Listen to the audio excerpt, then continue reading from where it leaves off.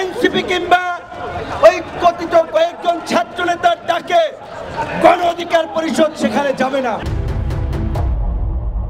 কেউ আইন মন্ত্রণালয়ের দায় দেয়, কেউ স্বরাষ্ট্র মন্ত্রণালয়ের দায় দেয়, কেউ সরকারের প্রভাবশালী উপদেষ্টাদের দায় দেয়, কেউ ছাত্র উপদেষ্টাদের দায় দেয়।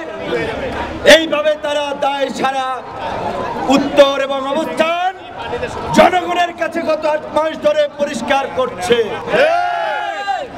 আমরা মনে করি এই গণ অভ্যুত্থান পরবর্তী বিপ্লবীদের নিয়ে উপদেষ্টা পরিষদ হওয়ার কথা ছিল,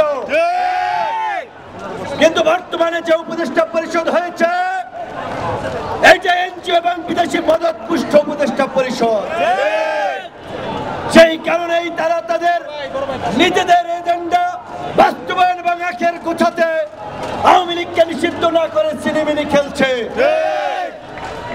আজকে আমাদের পরিষ্কার দাবি, আওয়ামী লীগকে নিষিদ্ধ করতে হবে, একই সাথে উপদেষ্টা পরিষদের পুনর্গঠন করতে হবে। অনেকেই বলেন ভাই আপনারা যমুনার সামনে যান, পরিষ্কার কথা এনসিপি কিংবা ওই কথিত কয়েকজন ছাত্র নেতার ডাকে গণ অধিকার পরিষদ সেখানে যাবে না। এই ফ্যাসিবাদ আন্দোলন, ফ্যাসিবাদ বিরোধী আন্দোলনের সূচনা করেছে গণ অধিকার পরিষদ। ফ্যাসিবাদের বিরুদ্ধে রাজপথে আপসীর লড়াই সংগ্রাম করেছে গণ অধিকার পরিষদ। আমরা সরকারে যে কোনো সুবিধা নিয়ে আপোষ করি নাই।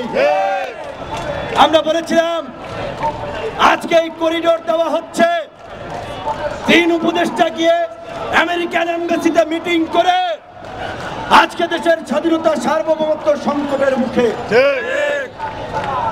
আমরা এই দেশের আম জনতা সবসময় আবেগের বশবর্তী হয়ে অনেককে বিশ্বাস করেছি করি, তার ভোগান্তি দিন শেষে আমরা হই। তাই আমাদের পরিষ্কার কথা, এই দুর্বল উপদেষ্টা পরিষদ, এই বিদেশি মদত পুষ্ট এবং এনজিও উপদেষ্টা পরিষদের পুনর্গঠন করতে হবে।